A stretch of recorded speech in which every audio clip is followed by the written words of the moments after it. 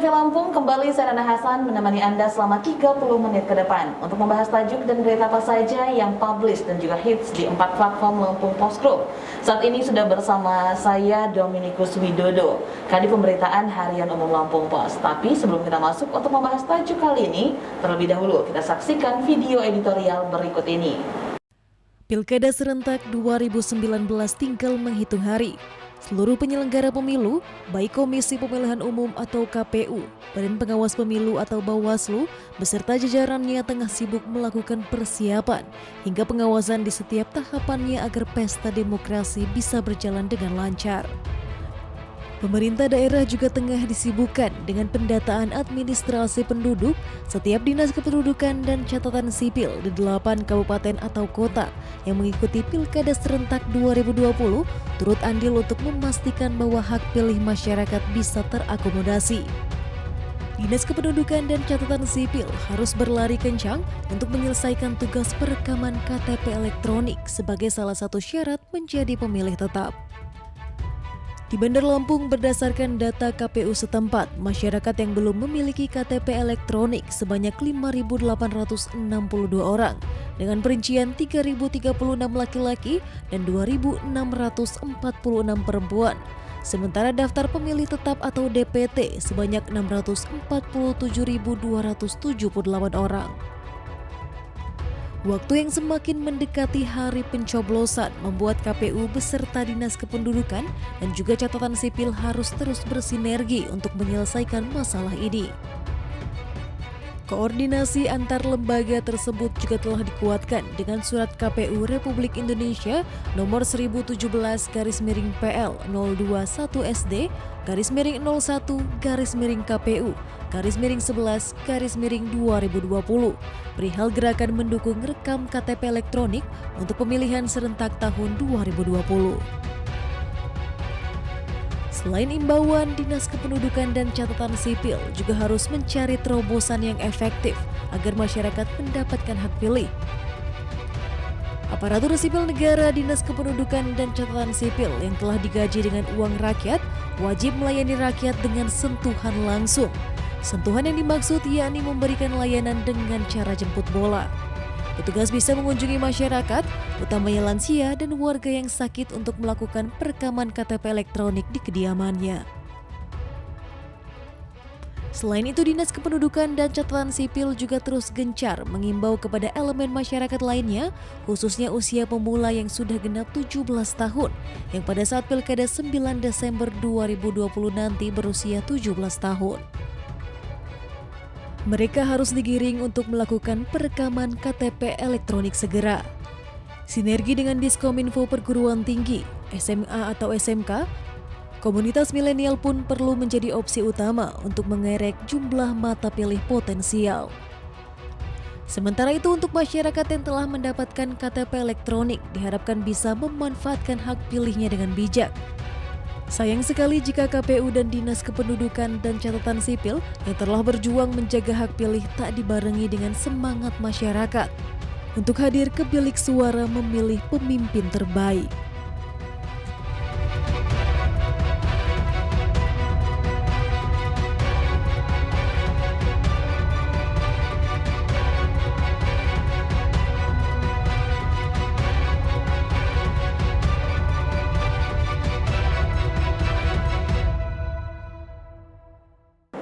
Baik, Mas Widodo. Oke, ini untuk tajuk kali ini temanya adalah menjaga hak pilih. Apa yang sangat disoroti dalam menjaga hak pilih ini, Mas Wid? Dalam tajuk ini yang kita soroti adalah hak pilih dalam arti masyarakat yang belum punya KTP elektronik karena ini sangat banyak. Oke.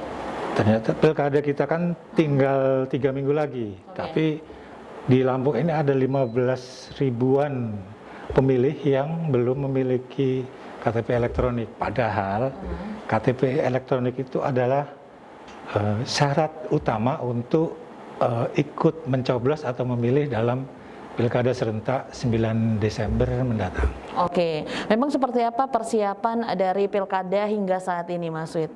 Persiapannya sudah cukup matang ya, hampir di semua daerah, di 8 daerah yang Pilkada serentak ini cukup matang. dari distribusi logistik segala macam semua sudah bagus, cuman masih ada tersisa kendala, yaitu kendala pendataan pemilih. Pendataan pemilih ini DPT-nya sudah ada, sudah ditetapkan, tetapi sesuai Undang-Undang Nomor 7 Tahun 2017 itu tentang pemilu, bahwa pada pasal 348 disebutkan salah satu syarat untuk mencoblos itu si pemilih itu selain tercantum dalam DPT, yaitu mereka harus memiliki KTP elektronik. Nah, dan kemudian memang ada judicial review, kalau tidak punya KTP elektronik seperti apa? MK memutuskan tidak ada persoalan. Tidak punya KTP elektronik tidak ada persoalan, tetapi si pemilih itu sudah memegang surat keterangan.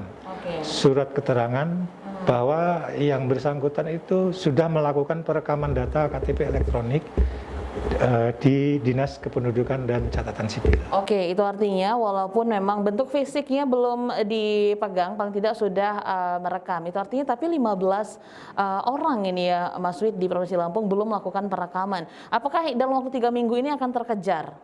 15 ribuan ya, sekitar 15 ribuan ini. Kita harapkan ini bisa terkejar karena sekarang ini kan KPU dan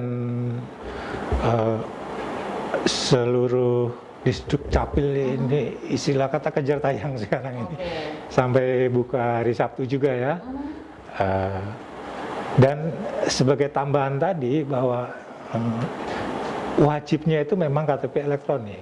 Kalau yang megang suket, hanya bermodalkan suket, mereka bisa memilih, tetap bisa memilih, tetapi setelah jam 12 siang.